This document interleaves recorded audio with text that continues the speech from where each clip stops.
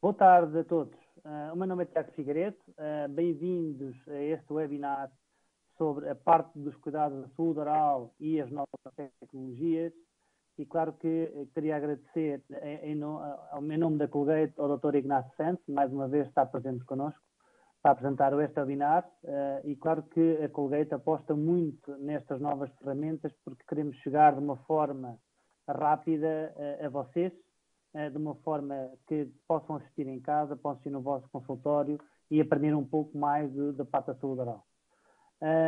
Aquilo que eu queria começar era um pouco mostrar o outro lado dos cuidados de saúde, antes de abordarmos a parte mais científica. E queria-vos apresentar um estudo que foi realizado por uma agência que está direcionada para os clientes e consumidores, que é eSpace, e esta agência é especializada no setor do consumo e saúde. Porque esta agência tem como objetivo compreender os consumidores, os pacientes e os profissionais de saúde oral, porque querem satisfazer também as necessidades relativas aos produtos e serviços. Não sei se pensam se era fácil adaptarmos a esta mudança há alguns anos atrás, que é a mudança nos cuidados de saúde oral. Se avançarmos para o próximo slide, vermos que realmente estas novas tecnologias estão a avançar de uma forma rápida e vemos que cada vez mais surgem novas tecnologias e outras que nos temos que acostumar. Seja os computadores, os telemóveis, a internet, a realidade aumentada, a realidade virtual, a robótica, estes veículos autónomos têm continuamente acelerado. E da parte da direita vimos que tivemos um tempo muito, muito calmo e agora, já neste novo século, vemos que a tecnologia é extremamente importante. E se nós pensarmos o que é que acontece no campo da saúde? Depois do setor da tecnologia, são os setores mais avançados. Se olharmos para o campo da saúde, vemos que para onde é que o dinheiro se está a mover. É isso que eu também queria abordar um pouco este webinar, para abordar que os capitais de risco estão a mover-se. E se nós olharmos para 2016, havia um investimento global de cerca de 12 mil milhões de dólares neste tipo de cuidados de saúde, e claro que para 2018 houve um grande aumento, um aumento de 113%. E claro que o dinheiro está-se a mover, não só o dinheiro, mas também vemos que todos os dias se publicam 209 aplicações relacionadas com a área da saúde. Vemos que praticamente 325 mil já estão disponíveis.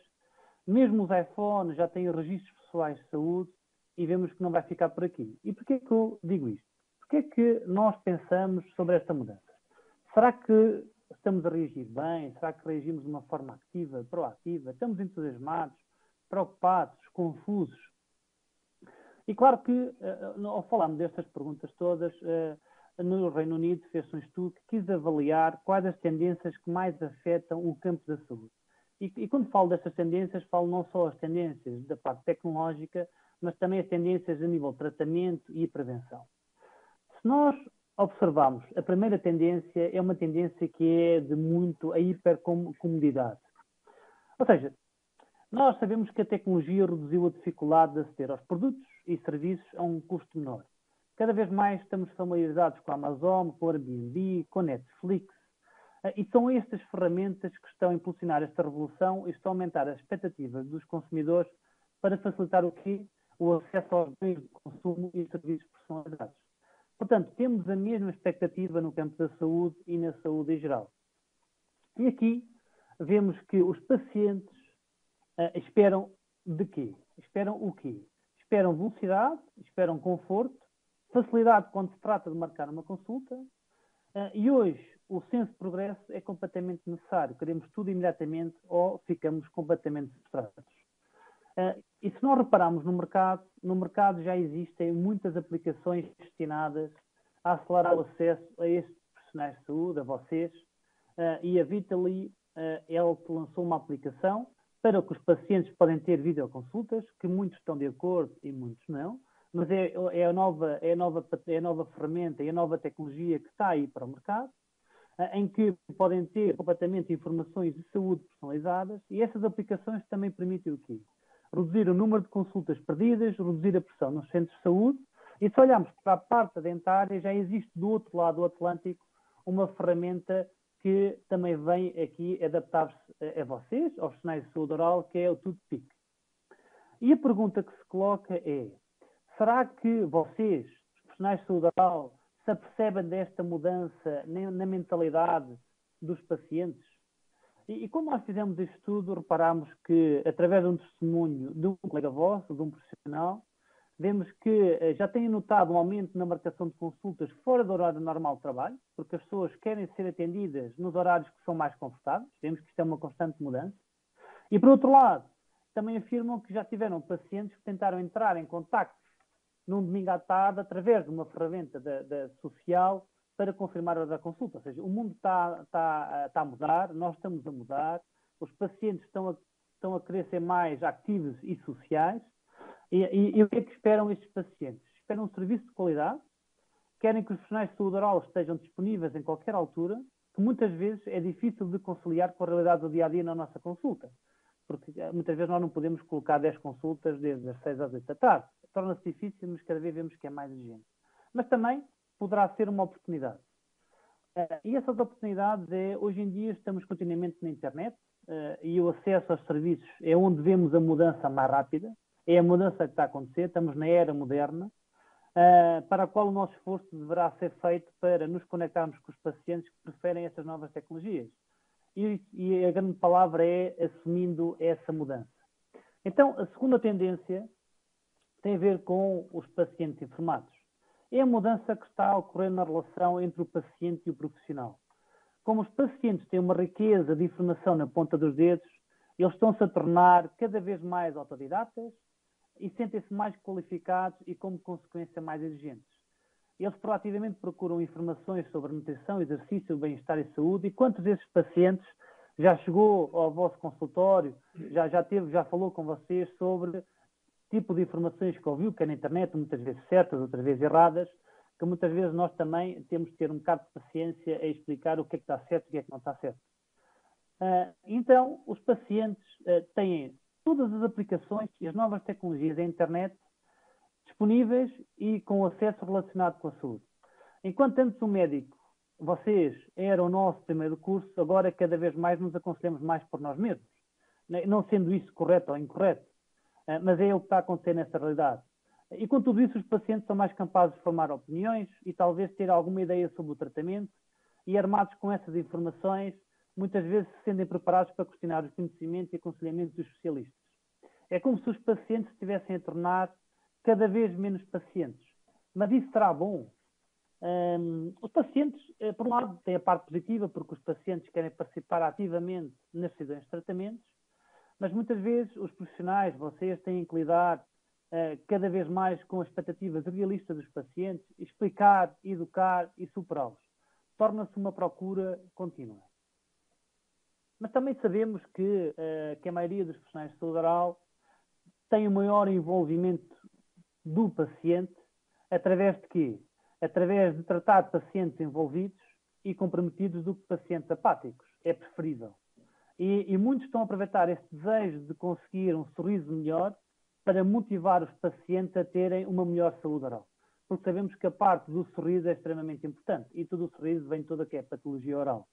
Eles perguntam de uma forma proativa qual é que é o produto que devem usar e procuram ativamente conselhos de quem? De vocês, sobre a saúde oral, sobre os melhores produtos e quais são as melhores técnicas para ter uma melhor saúde oral no dia-a-dia.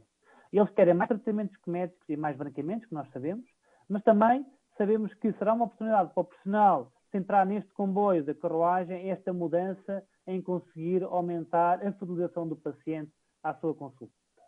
E claro que, por outro lado, os profissionais também já podem aproveitar estas novas tecnologias para quê? Para se capacitar, para proporcionar um aconselhamento personalizado aos pacientes, indo de encontro às suas expectativas e aumentar a eficiência das suas consultas. E esta ferramenta é uma das ferramentas que já está disponível para fazer este tipo de trabalho. E claro que, se nós olharmos para a última tendência, é uma tendência que cada vez mais está presente, que é a mentalidade de prevenção. No futuro próximo, tanto os consumidores como os profissionais de saúde oral terão cada vez mais uma mentalidade voltada para a prevenção. Para começar, estamos cada vez mais conscientes das consequências menos positivas do estilo de vida. Quem não se recorda que, cada vez mais, há uma diminuição frequente do consumo de tabaco e do álcool ano após ano. E estamos a falar de recordes nunca atingidos no passado. E o que é que isso vem a trazer? Vem a trazer que estamos a testemunhar um aumento na consciência e aceitação para uma melhor saúde mental, para uma melhor saúde oral, para uma melhor saúde em geral. As pessoas, e já constatamos, e claro que temos familiares connosco que já têm mais de 40 anos, e nós mesmos já temos mais de 40 anos, e vemos que cada vez queremos mudar mais a nossa mentalidade. Cada vez nos queremos cuidar mais, cada vez queremos envelhecer mais com saúde, e queremos desfrutar cada vez mais de um corpo saudável. Eu, quando falo de um corpo saudável, falo no corpo no total, desde o corpo em geral e na parte da saúde oral. E claro que também vemos que hoje em dia tudo o que era o que nós vimos o desportista amador passou a ser um desportista amador profissional. Muitas vezes já há uma série de aplicações que nos dá uma série de objetivos que nós temos que alcançar e depois aí temos recompensas. E nós percebemos que realmente os pacientes, os consumidores, estão muito disponíveis e aceitam muito bem estas recompensas e muitas vezes conseguem fidelizar através dos aconselhamentos e ter uma recompensa diária. E nós já vimos isto com o quê? Com os seguros. Muitas vezes o seguro já tem a sua prestação mensal e anual indexada a uma recompensa que é os comportamentos positivos que tiveram no passado. E também cada vez vemos mais como mais e mais consumidores contratam esses planos indexados às recompensas. Ou seja, isto não é nada novo que estamos a apresentar. Por isso, a mentalidade do tratamento, como nós vimos, mentalidade de tratamento, está muito ligada à prevenção. E porquê? Na saúde oral, há uma crescente consciencialização dos consumidores de que uma boca saudável, um belo sorriso, poderão ser, além da saúde, uma excelente fonte de autoconfiança. No entanto, os profissionais de saúde oral ficam frequentemente frustrados pelo nível de prevenção que recentemente são capazes de fornecer. Sabemos que a clínica ainda é muito uma clínica virada para a parte mais de intervenção do que para uma parte preventiva. Mas não quer dizer que nós não queremos fazer o contrário. E aí penso que isso será o futuro. E é por isso que este estudo, e por conclusão do estudo, esta agência, este estudo conclui que a mudança está completamente igual à prevenção. E um dos conselhos que dão é que coloque as pessoas em primeiro lugar, passe mais tempo a entender o que elas estão a fazer e quais as suas necessidades, e essa informação vai fornecer o quê? Uma melhor orientação para enfrentar a mudança.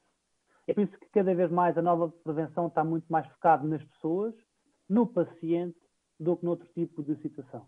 E nesse sentido a tecnologia deve ser considerada como uma aliada e não como uma inimiga, pois não só tem o poder de libertar os profissionais de saúde oral dos aspectos menos burocráticos e administrativos associados e poderá incrementar cada vez mais conhecimentos, mais eficientes e obter melhores resultados. E esta introdução é feita porque realmente vamos falar muito de prevenção, a Colgate é uma casa de prevenção e agora agradeço-vos e vou passar agora a apresentação ao Dr. Ignácio Santos, que vai explicar provavelmente agora o seguimento científico da prevenção. Muito obrigado.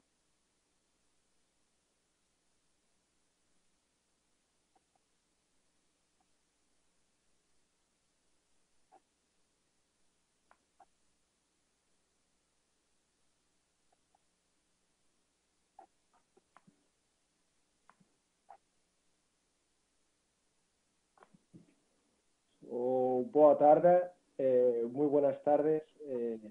Me gustaría agradeceros a todos que estéis hoy a la hora de comer, tratando de adquirir nuevos conocimientos o de implementarlos. Me gustaría agradecer también a Colgate la oportunidad y la invitación para presentarles el tema del que vengo yo a hablar hoy, que son los biofilms orales. Por supuesto que a mí como dentista, como profesional de la salud, como implantólogo periodoncista que soy, me encantaría venir hoy a hablaros de lo maravilloso que puede ser el tratamiento con implantes, en el que podemos conseguir una estética rosa y una estética blanca impredecible por parte del ojo del paciente o por nuestro ojo, o veniros a hablar de lo que está tan de moda hoy, la foto del kiwi.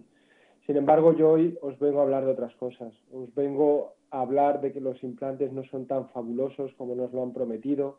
Los implantes están sujetos a complicaciones mecánicas, a complicaciones biológicas, asociadas a extensas infecciones que requieren tratamientos complejos, y os vengo a hablar también de cómo las enfermedades de la salud oral, las enfermedades de la cavidad oral, principalmente la caries y la periodontitis existen y están aquí para quedarse. y sabemos que a medida que estas enfermedades avanzan y nos encontramos con estadios más avanzados de estas patologías, realmente nos vamos a poder encontrar a pacientes que realmente se encuentran mutilados y en los que hemos perdido la salud, la función y la estética. Y el tema de la caries y la enfermedad periodontal fue el tema del penúltimo workshop europeo que se realizó por parte de la Federación Europea de Periodoncia, la EFP, y la ORCA, que es la Organización Europea para la Investigación en Caries. Ambas sociedades se reunieron por primera vez tratando de evaluar, por supuesto, los factores etiológicos y los factores de riesgo inherentes a cada una de las patologías o bien comunes, pero sobre todo se reunieron para tratar de exponer cuáles deben ser las estrategias preventivas. No queremos llegar a que nuestros pacientes se encuentren en una situación como la que hemos visto con anterioridad. Y el fin último fue sacar una serie de recomendaciones. Una serie de recomendaciones que, por supuesto, fuesen dirigidas a los profesionales de la salud bucodental y a los pacientes, pero se trató de dar un paso más allá. Se trató de alcanzar escalones superiores dentro de esta escala. Y se trató de que estas recomendaciones no solo fuesen para los dentistas y para pacientes, sino también para otros profesionales de la salud bucodental, para los investigadores y, ¿por qué no?, para los que regulan las leyes. Y al final con un único objetivo, y es que nosotros tenemos que ayudar a nuestros pacientes a conseguir que los dientes sean de por vida. Por supuesto, desde que empiezan a salir en los niños pequeños, queremos niños que no tengan patología, pero también queremos que los pacientes mayores alcancen la vejez con el mayor número de dientes. De hecho, la OMS, la Organización Mundial de la Salud, la WHO, se ha propuesto que se consiga llegar a la edad de 65 años o más, por lo menos con 20 dientes en la boca. Y poniendo todo esto en contexto, yo creo que hoy en día sigue siendo relevante hablar de caries y de enfermedad periodontal. ¿Por qué? Porque cuando nosotros evaluamos los últimos datos que ha expuesto la Organización Mundial de la Salud sobre la epidemiología de las enfermedades en el ser humano, vemos que ambas patologías pueden suponer un verdadero problema de salud pública. ¿Por qué? Porque la caries es la primera enfermedad crónica más prevalente del ser humano, mientras que la periodontitis avanzada es la sexta. Si nosotros ponemos esto en contexto, podemos ver que la caries no tratada va a afectar a un 35% de la población, mientras que la periodontitis avanzada a un 11%. Si vemos estos números en caries en la dentición temporal, en niños no tratada, vemos que un 9% y va a suponer la 10ª enfermedad crónica más prevalente. Cuando miramos incidencia, que son los nuevos casos que hay por un porcentaje determinado de población, en este caso son 100.000 personas por año, aquí veis los números. Yo os podría poner ejemplos. Si yo, por ejemplo, que vivo en la ciudad de Madrid, en la que aproximadamente hay 4 millones y medio de habitantes, pues yo podría esperar que cada año más de 1 millón de pacientes desarrollasen caries nueva y más de 30.000 pacientes desarrollasen periodontitis avanzada. Por lo tanto, yo creo que los números hablan por sí solos. Y cuando miramos los números en crudo a nivel mundial, vemos que más de 2.400 millones de personas van a tener caries no tratada y más de 700 millones de personas las formas más avanzadas de periodontitis. Por supuesto que cuando nosotros evaluamos la epidemiología de estas patologías, lo que me gustaría saber es si disponemos de datos que nos digan si verdaderamente estas patologías están disminuyendo en el tiempo o no lo están haciendo.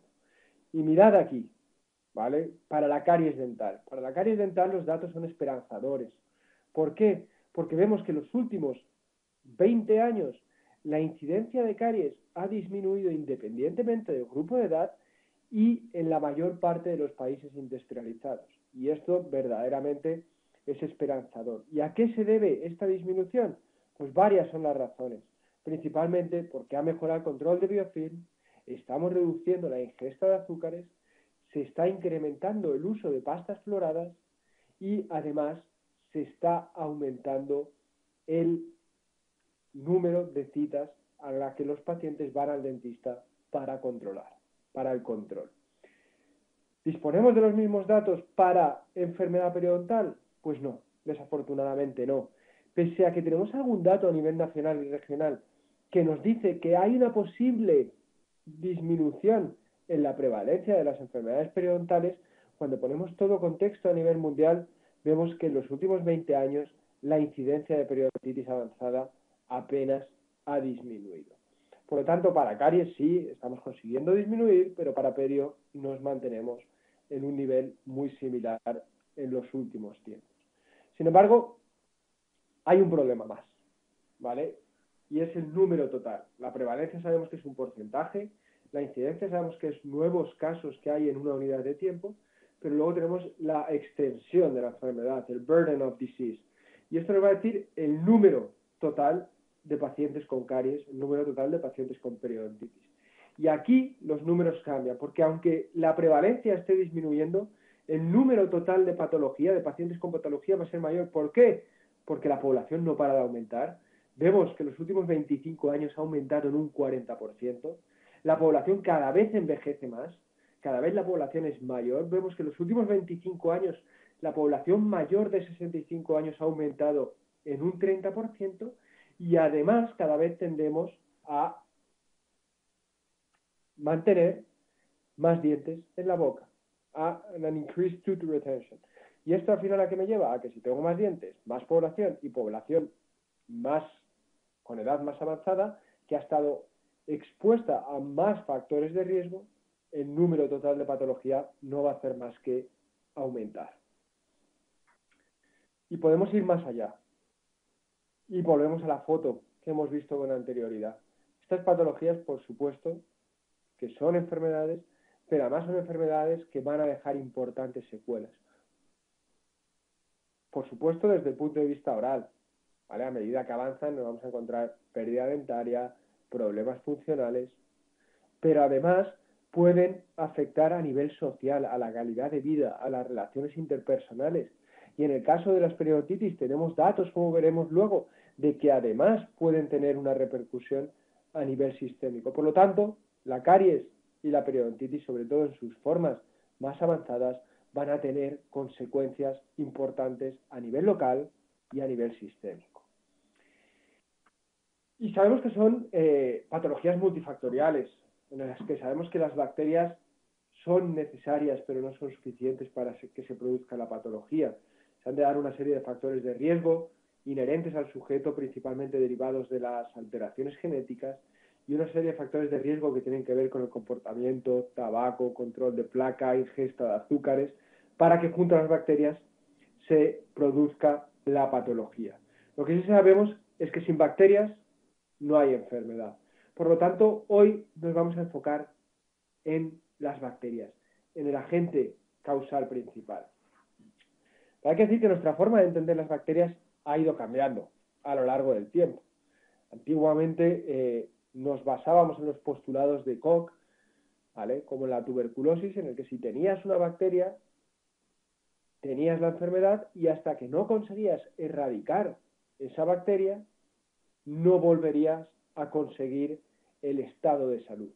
Hoy en día el concepto ha cambiado. Ya no pensamos en bacterias como microorganismos que están flotando por el medio, que de repente llegan y te infectan y si lo eliminas desaparece la enfermedad. Hoy hablamos de biofilm.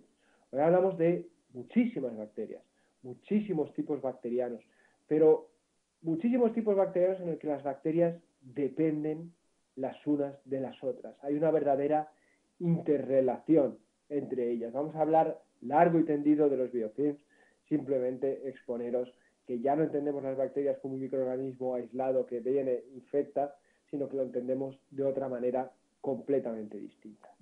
Y ya me gustaría adelantar que, por supuesto, siempre hemos estado enfocando todos nuestros esfuerzos y nuestros estudios en las bacterias, en los biofilms que se adhieren a superficies duras, no descamables como los dientes, como los implantes, pero hoy en día sabemos que estos biofilms también prosperan a nivel de los tejidos blandos, como a nivel de la saliva, de la lengua, de las mucosas, y de hecho disponemos de estudios que nos demuestran que el 80% del total de las bacterias que tenemos dentro de la boca no están pegadas a los dientes, o a los implantes, o a las coronas, a las restauraciones, están en los tejidos blandos.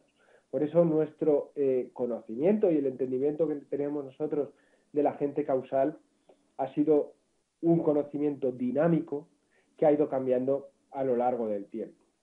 Y después de esta introducción a lo que es el biofilm, me gustaría hacer también una breve introducción a lo que es el microbioma. El microbioma es el conjunto de billones y trillones de bacterias que a lo largo del tiempo han ido evolucionando y han ido evolucionando de la mano del hombre hasta como entendemos hoy nuestra especie, como entendemos hoy el Homo sapiens. Y me gustaría mostraros en este vídeo cómo ha sido esta evolución. Los microorganismos, desde que se formó la Tierra, han sido capaces de adaptarse a las condiciones más difíciles, a las condiciones con mayor versatilidad, al frío, al calor extremo, y por supuesto han sido capaces de colonizarnos a nosotros, al ser humano. Han sido capaces de colonizarnos en que nosotros albergamos a las bacterias el sitio donde crecer, pero las bacterias a su vez nos ofrecen un montón de posibilidades, nos ofrecen muchísimas rutas metabólicas, digestivas, de protección, que nos permiten hoy ser como somos. Y esta relación de mutuo beneficio entre las bacterias y el hombre es lo que se conoce como simbiosis. Y el conjunto del microbioma en el cuerpo humano y esa evolución que hemos conseguido en nuestro desarrollo es lo que denominamos holobionte. Y estos biofilms protectores en simbiosis los vamos a encontrar, por supuesto, en el intestino, en la piel, que nos va a proteger de cualquier infección ante una solución de continuidad, y por supuesto a nivel de la boca, a nivel de cualquiera de las mucosas. Y lo que nos tenemos que plantear es qué ocurre cuando esta relación de simbiosis se rompe, cuando deja de haber un beneficio mutuo entre las bacterias y el hospedador, en este caso el cuerpo humano. Y cuando se rompe esta relación de disbiosis, cuando deja de haber un holobionte en el que hay un beneficio mutuo, vamos a dejar de hablar de ese holobionte para hablar del patobionte. Patobionte en el que el microbioma deja de ser protector. Y de hecho, mirad este esquema. Este esquema tiene que ver con numerosas patologías como la diabetes, la artritis reumatoide, la distrofia muscular, la esclerosis múltiple, la fibromialgia, trastornos del sistema nervioso central como la esquizofrenia, la depresión, el trastorno bipolar e incluso algunas formas de cáncer, en el que algunos de los mecanismos descritos tienen que ver con alguna alteración en el microbioma que está a nivel del intestino. Por lo tanto, el papel de las bacterias y la ruptura, más que la bacteria en sí, la ruptura de ese mecanismo sinérgico, de ese beneficio mutuo, se está asociando a numerosas patologías y, por qué no, y cómo no también, a las patologías que hay dentro de la cavidad oral. Y cuando deja de haber este beneficio mutuo, hemos dicho que en el conjunto se va a llamar patobionte, pero el fenómeno biológico asociado a esta ruptura se conoce como disbiosis. ¿De acuerdo? Entonces, en esta disbiosis va a romperse ese beneficio, va a establecerse una nueva relación entre el huésped y las bacterias en el que los mecanismos de patogenidad son los que van a prevalecer. Y este es un mapeo en los 3 planos del espacio del microbioma humano. Y esto denota cómo están distribuidas espacial y cuantitativamente las bacterias. Y en azul vemos que el microbioma oral es de los microbiomas más diversos y más cuantiosos dentro del cuerpo humano. Por lo tanto, aunque haya una relación de beneficio mutuo entre estas bacterias y el cuerpo, al haber tantas bacterias y tan diversas, la probabilidad de que se produzca un fenómeno de disbiosis aumenta. Pero tenemos que entender que el conocimiento que nosotros tenemos del papel de las bacterias dentro del cuerpo humano y de las enfermedades ha ido cambiando a lo largo del tiempo, y uno de los principales cambios ha dependido directamente de los métodos que teníamos nosotros para evaluar las bacterias. ¿Por qué? Porque durante 2 siglos, básicamente, hemos conocido las bacterias teniendo en cuenta aquellas que éramos capaces de cultivar. Las que no conocíamos, las que no cultivábamos, para nosotros no existían. Y el problema, por supuesto, del cultivo es que el cultivo necesitamos conocer las condiciones de crecimiento de las bacterias, necesitamos microorganismos vivos, necesitábamos un umbral de detección, es decir, que en función de si el medio de cultivo es específico o no, necesitábamos entre 1000 y 100.000 bacterias vivas para que el cultivo sea capaz de recogerla y favorecer el crecimiento de las bacterias. Y por supuesto, esto cambió. Esto cambió principalmente a partir de los 80, en el que aparecen las técnicas de secuenciación, en el que nosotros, conociendo partes determinadas del ADN o del ARN, podemos ser capaces de detectar bacterias incluso aunque estén muertas, incluso aunque tengamos solo una bacteria.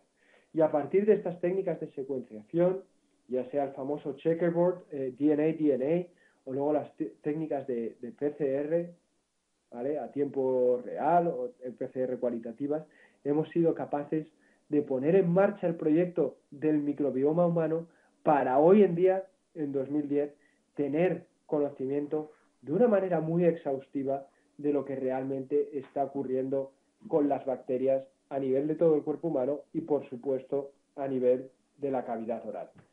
Me gustaría poneros un ejemplo, sobre todo en Perio, que es donde la microbiología ha sido estudiada con mayor diversidad. ¿Cómo ha cambiado el concepto?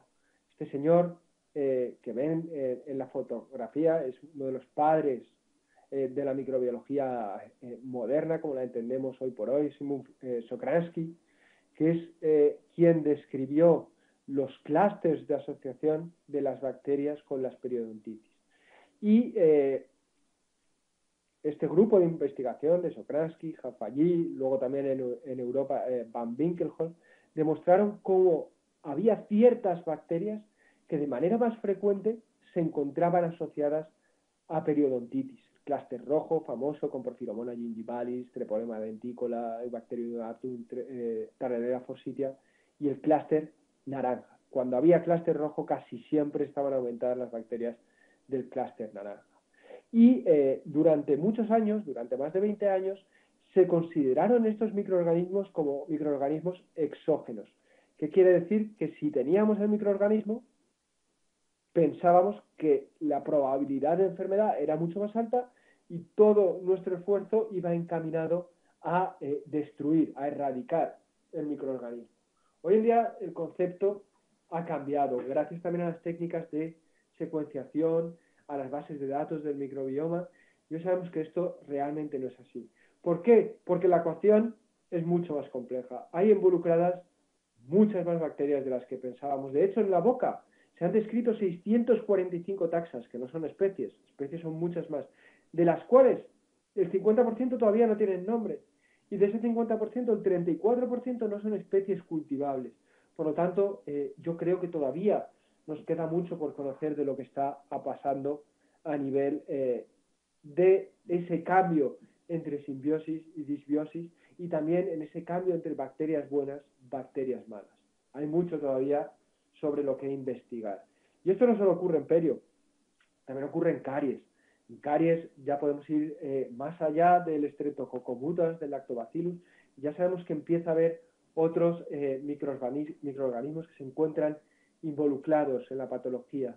Así se ha visto que Bifidobacterium dentium es una bacteria que es perfectamente tolerante a los medios ácidos y que se encuentra de manera presente y muy prevalente en floras en las que hay Streptococcus mutans, pero además se ha visto que no siempre necesitamos tener Streptococcus mutans.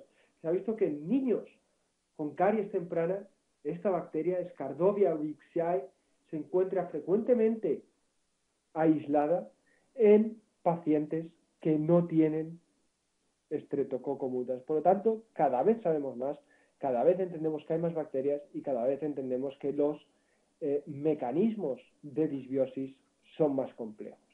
Y hemos pasado de entender este esquema asociado a la periodontitis, en el que teníamos distintos colonizadores que finalmente producían patología por interactuar con el medio, con el huésped, a un biofilm, en el que las bacterias, como vamos a ver, interaccionan de un modo mucho más complejo. Y por supuesto los biofilms principalmente se caracterizan porque van a desarrollarse en superficies no descamables.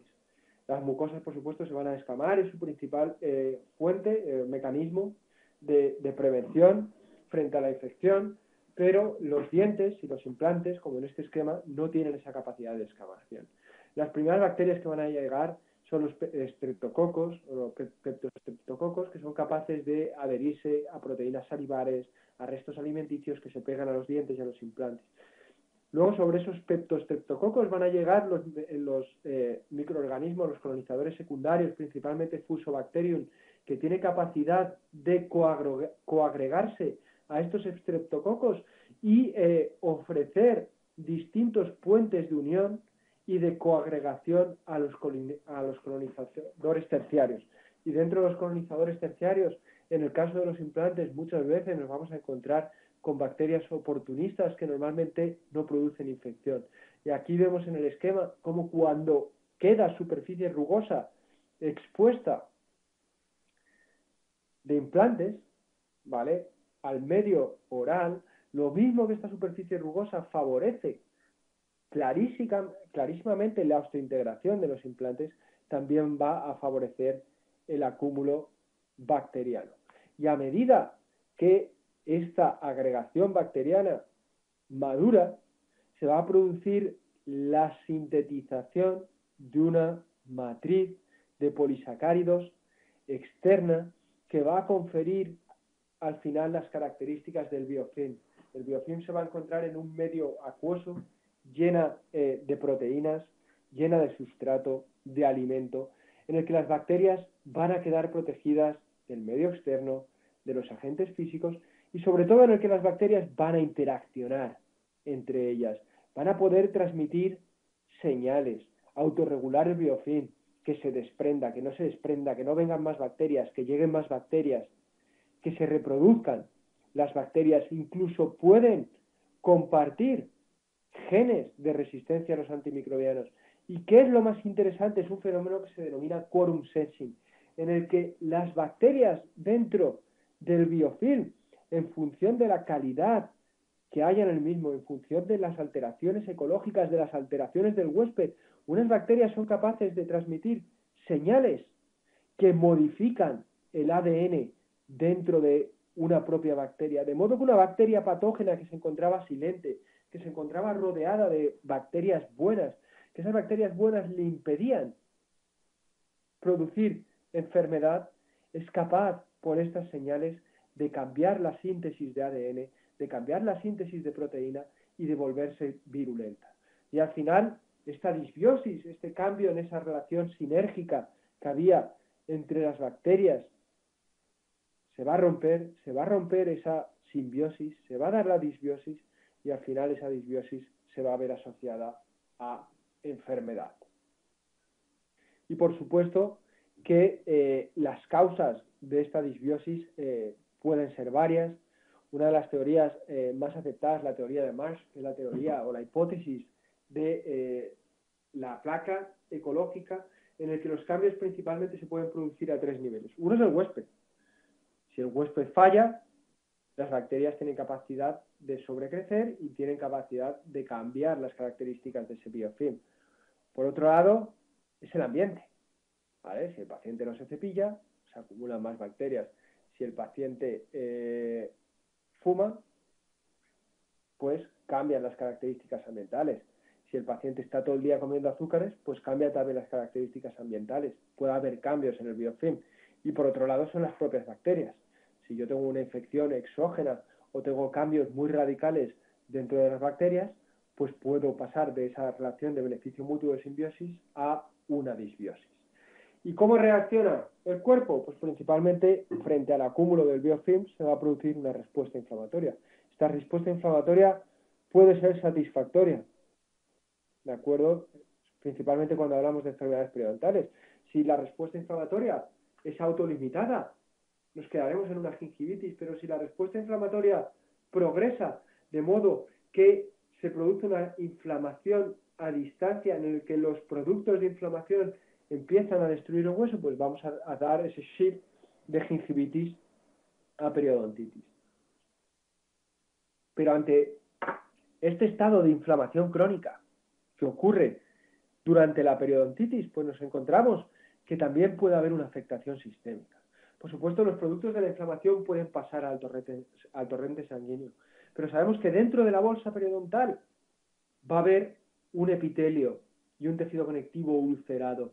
Y hay bacterias periodontopatógenas como Porphyromonas gingivales, Agrigactibacter, Actinomycetes comitas, que tienen capacidad de pasar al torrente sanguíneo de manera espontánea o después de procedimientos poco invasivos o más invasivos como pueda ser el cepillado o el raspado de alisado radicular.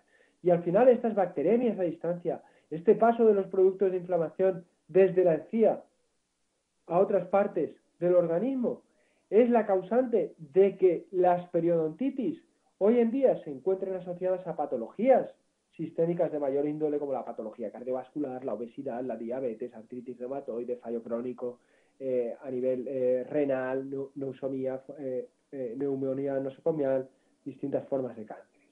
Por ello que uno de los objetivos de la Federación Europea de Periodoncia es que se tenga en cuenta la salud periodontal para tener una mejor calidad de vida. Porque tenemos que ayudar a entender a los pacientes, a otros profesionales de la salud bucodental, que sin salud oral no podremos conseguir salud a nivel de otras partes del cuerpo. Y ya en el tema de la relación de diabetes y periodontitis se ha conseguido avanzar mucho, y dentro de las guías del manejo de los pacientes diabéticos, los endocrinos ya recomiendan tener una salud periodontal, porque se sabe que los pacientes diabéticos tienen mayor riesgo de tener periodontitis, pero también los endocrinos han entendido que los pacientes diabéticos que tienen periodontitis tienen un peor control de la glicemia. Por lo tanto, dentro de las guías, los diabéticos, por supuesto, que recomiendan vigilarse la vista, vigilarse los riñones, vigilarse el corazón, pero también ya conseguimos que recomienden vigilar la salud periodontal. Por supuesto, queremos ir más allá, sobre todo desde la Federación Europea de Periodoncia, y queremos que la salud periodontal, la salud oral, se tenga en cuenta también en el manejo de otras patologías de mayor índole. Los acercamientos con la Organización Mundial de la Salud ya han comenzado, pero todavía estamos lejos. Y lo mismo que la OMS recomienda que tenemos que comer verdura, que tenemos que hacer deporte, que necesitamos realizar una dieta saludable, controlar el peso, sorprendentemente todavía no recomienda tener una buena higiene oral.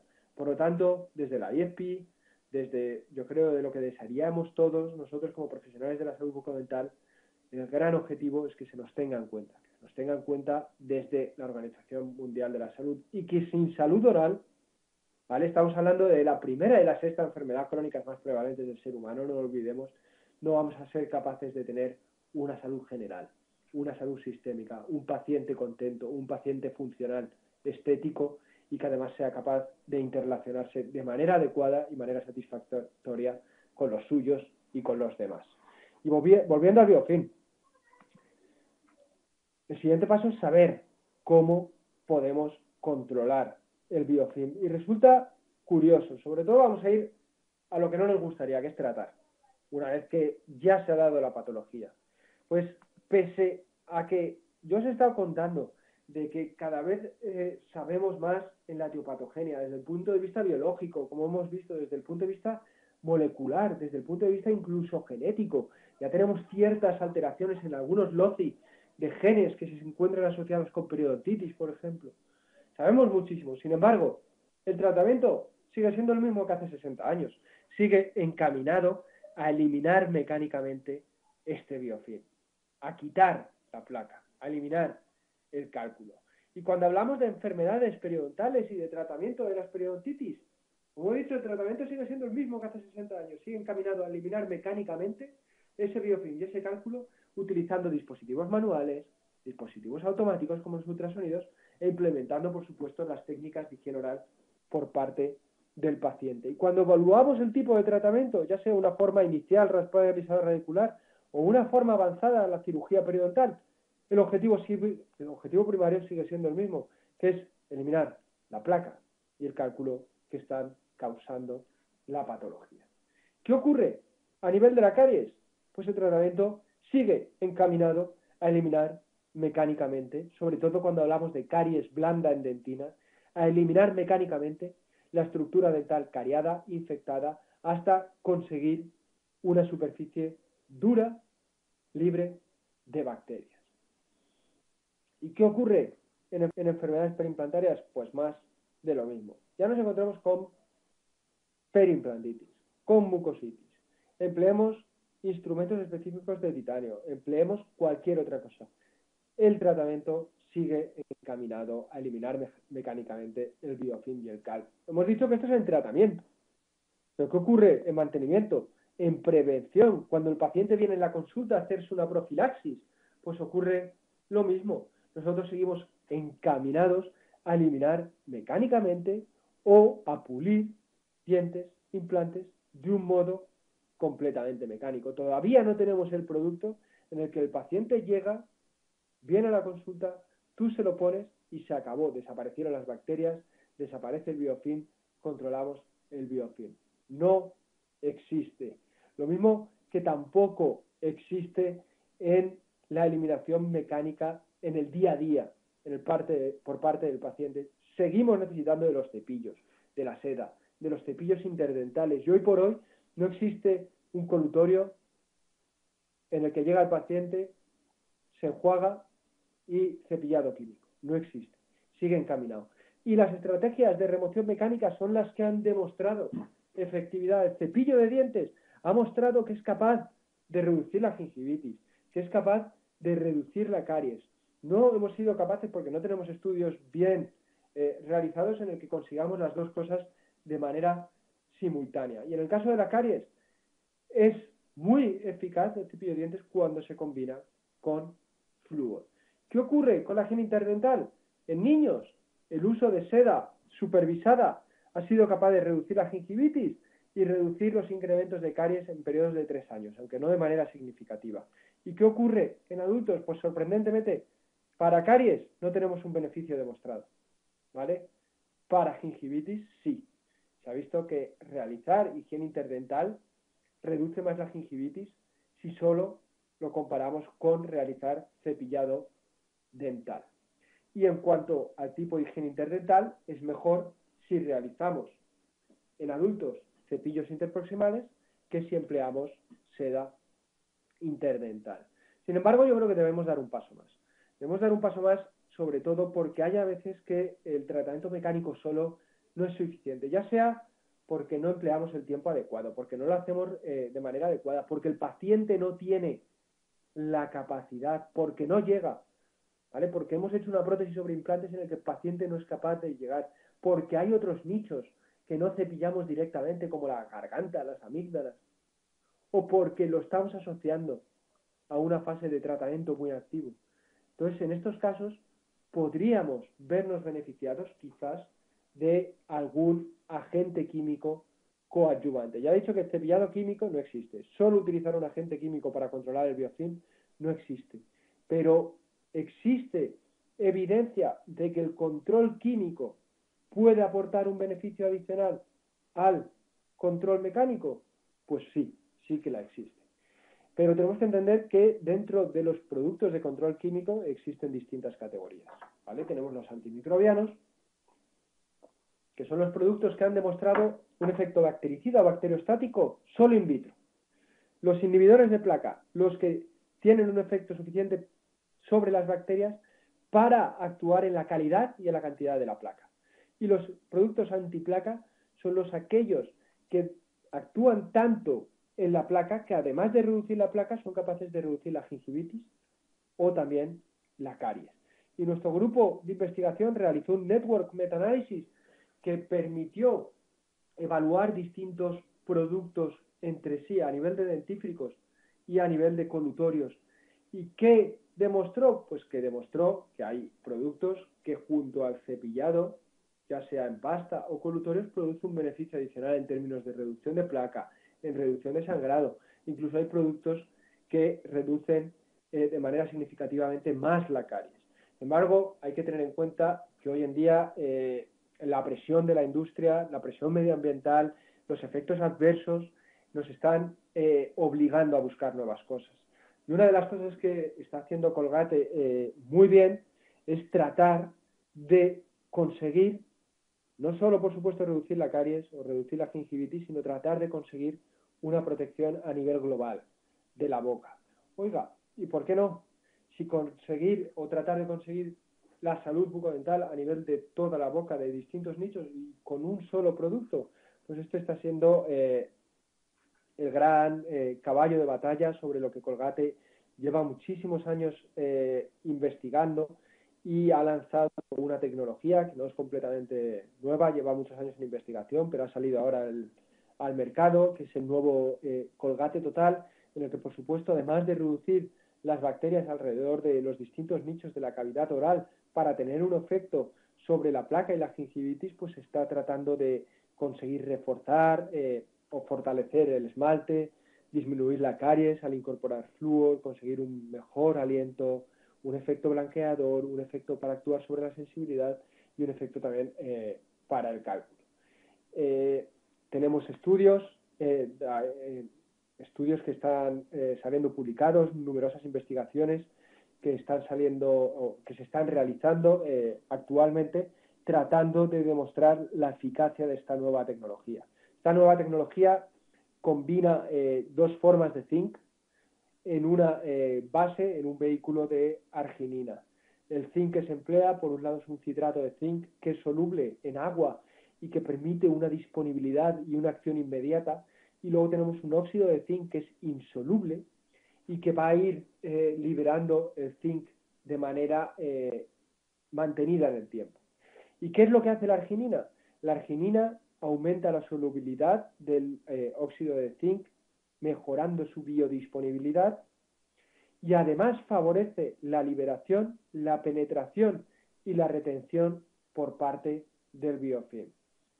Por supuesto, además, que la arginina, como se ha demostrado en estudios previos, ya sea para la sensibilidad o en el Maximum Protection Caries de Colgate, se demostró que tiene capacidad de desestabilizar el biofilm, sobre todo al ser un neutralizador muy potente de los ácidos.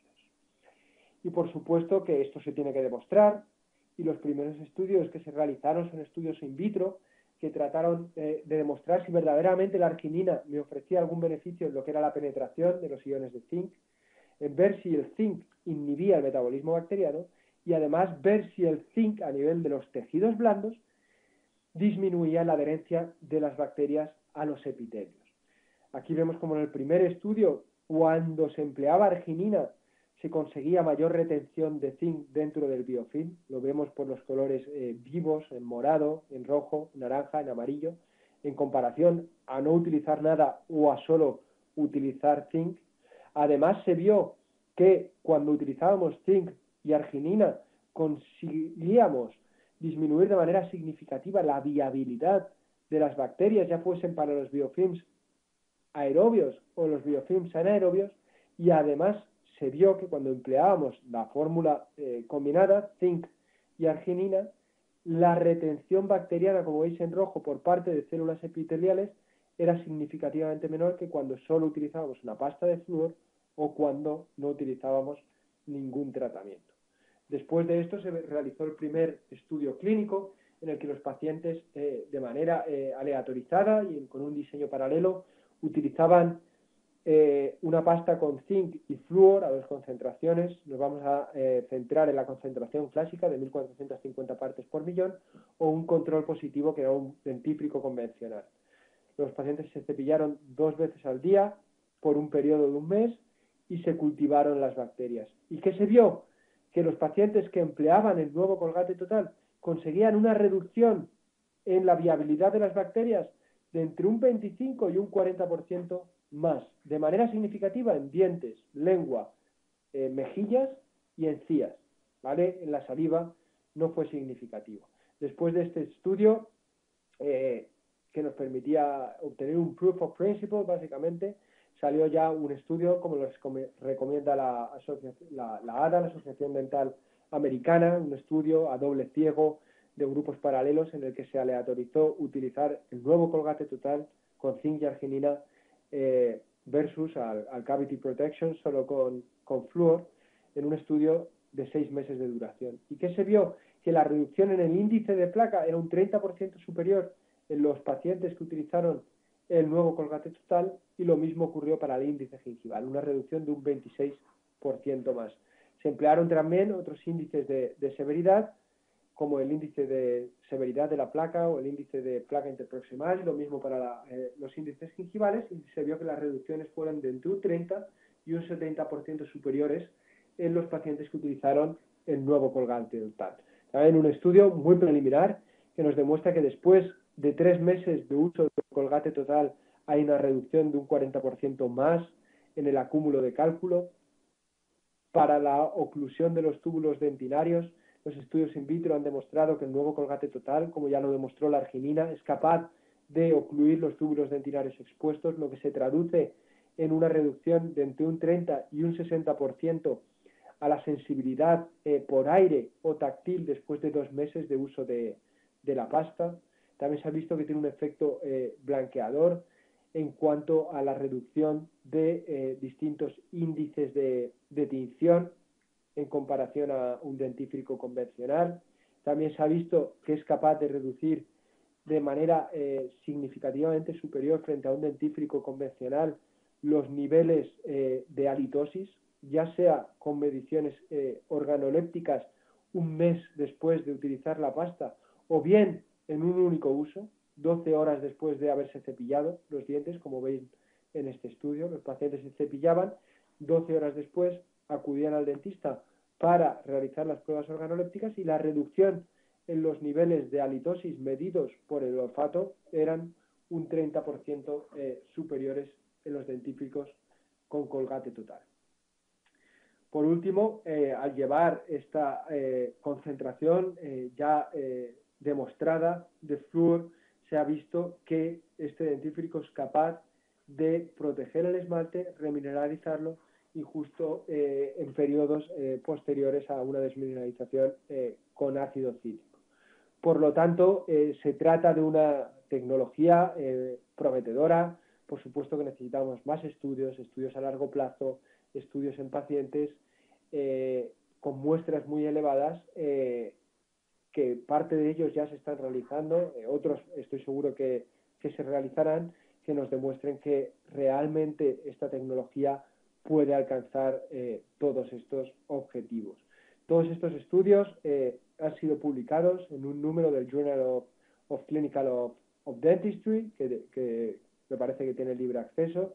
Y para concluir, simplemente recordar que la caries y las enfermedades periodontales son muy prevalentes, primera y sexta enfermedad crónica más prevalente del ser humano, que las bacterias, por supuesto, juegan un papel primordial, pero son enfermedades multifactoriales en las que necesitamos más cosas, que ya las bacterias no las entendemos como bacterias aisladas, sino que hoy en día entendemos las bacterias como comunidades muy organizadas que se organizan en forma de biofilms, y que estos biofilms generalmente van a estar asociados a salud, pero que cuando se producen cambios, ya sea en la composición a nivel del huésped o a nivel medioambiental, se puede producir una disbiosis que lleva a la enfermedad.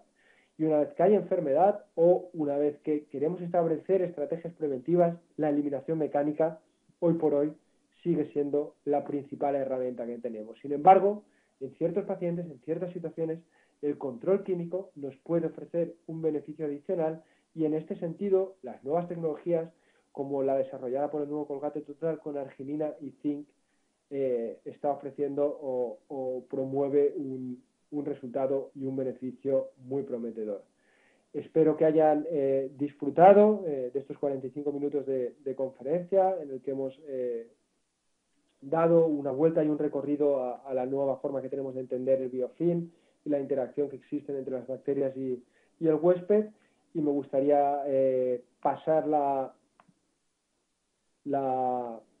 palabra a Colgate para estar abierto a contestar cualquiera de sus preguntas. Muchas gracias.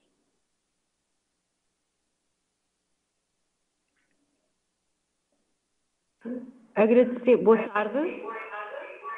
Agradecemos a todos os assistentes e presentes neste webinar. Gostaria de agradecer a brilhante apresentação de Tiago Figueiredo e do Dr. Ignácio Sanz e a toda a equipa da divisão pela organização deste webinar.